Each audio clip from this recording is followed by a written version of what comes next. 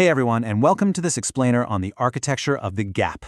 Today we're going to explore a really stark, kind of counterintuitive reality about the information that shapes our everyday lives.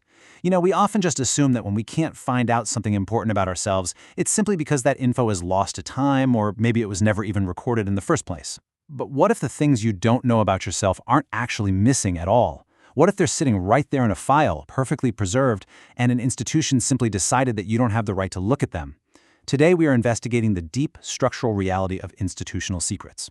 To really wrap our heads around how this works, we have to look at a paradigm case. Picture an original birth certificate held by an adult adoptee. If you look at this document, you'll see a profound, almost absurd paradox. The mother's name isn't redacted. It's not completely blank. It is printed right there, in full. The information is totally visible to the person holding the paper, but stamped aggressively across the corner are 4 words in red ink, not for official use. That one simple stamp renders an entirely accurate, complete document legally inert. The system didn't erase the truth, right? It just built a massive wall around how it can actually be used. Okay, let's dive into this, because this single piece of paper is literally just the tip of the iceberg. What starts as a targeted exploration of adoption records rapidly expands into a much larger conversation about global institutional control. I mean, think about your credit scores. Think about those fragmented medical charts that you can never quite seem to assemble. Think about the proprietary training data inside the artificial intelligence platforms we're using every single day. In every one of these cases, someone, somewhere, decided what you do not get to know about yourself. And you know the craziest part? Very often, they just called it protection. And this brings us to a rigorous sociological framework developed by investigative journalist Shane Bowell, known as the gap. So what exactly is the gap? Well, it is an institutionally mediated discontinuity between a lived reality and permitted use, or accessible knowledge. Now, it's absolutely crucial to understand that this is not about some natural limit to human understanding, like, not knowing exactly how many stars are in the universe. No, the gap is a very specific, highly intentional obstruction, placed squarely between a reality that definitely exists and the person who is simply trying to understand it. Bowell defines this perfectly. A gap is not an absence. It is an absence with architecture. It isn't a natural void or just some accidental mystery. It is a designed structure. And because it's a designed structure, well, it has builders, it has a history, it has boundaries, and most importantly, it has real-world effects on the people standing on the outside of it. Moving right along to our next section, the 5 institutional roles, identifying the architects.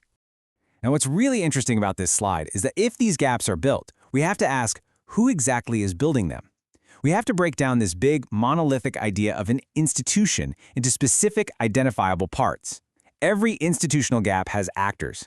When you're denied a loan or locked out of a file, it's not just a faceless machine doing it. There is a precise division of labor that keeps that information away from you. Here are the 5 distinct roles that maintain literally any institutional secret. First, the author. That's whoever created the gap in the first place. Then the custodian, the one maintaining it today. The justifier offers the rationale for keeping it closed. The beneficiary is the one who actually gains from the opacity. And finally, the bearer, the person who actually lives with its effects.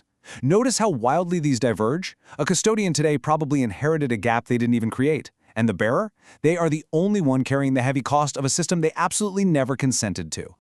All right, let's transition into our next section. From adoption to AI, the structure travels.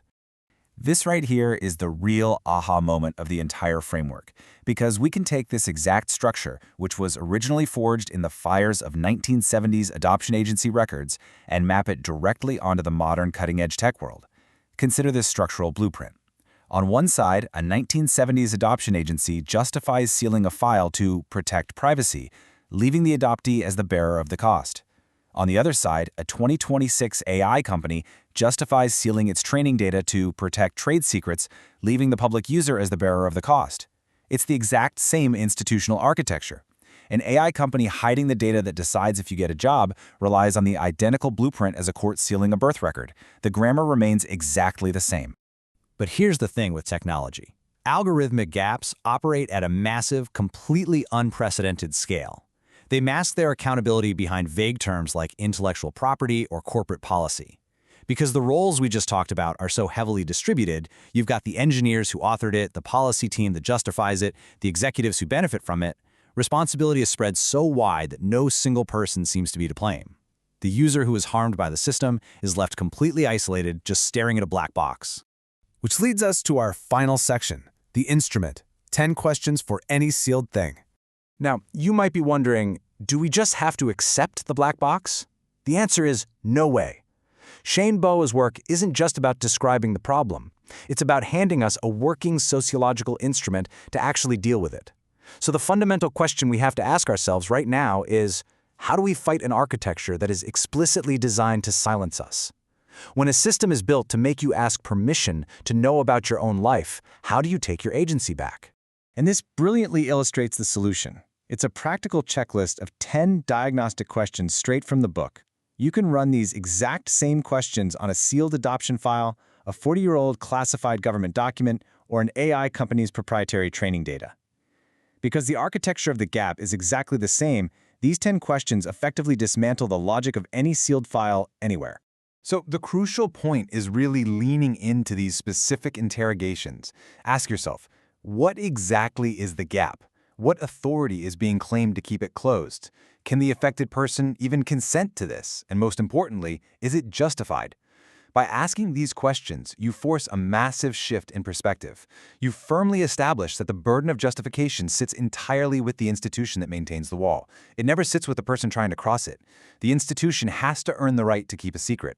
Ultimately, we have to recognize that every institution creates gaps. And look, not all of them are malicious or unjustified. But justice begins by looking at a system and asking, which gaps are necessary, which are accidental, and which are specifically intentionally designed to keep you in the dark. Every single design gap has to earn its keep.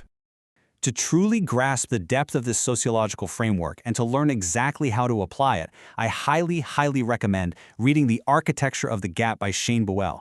It's out now, and it's an absolutely fascinating lens through which to view modern institutions. I want to leave you with one final provocative thought to consider today. What files exist about your life right now sitting in some cabinet or on some server that someone else decided you are never allowed to see?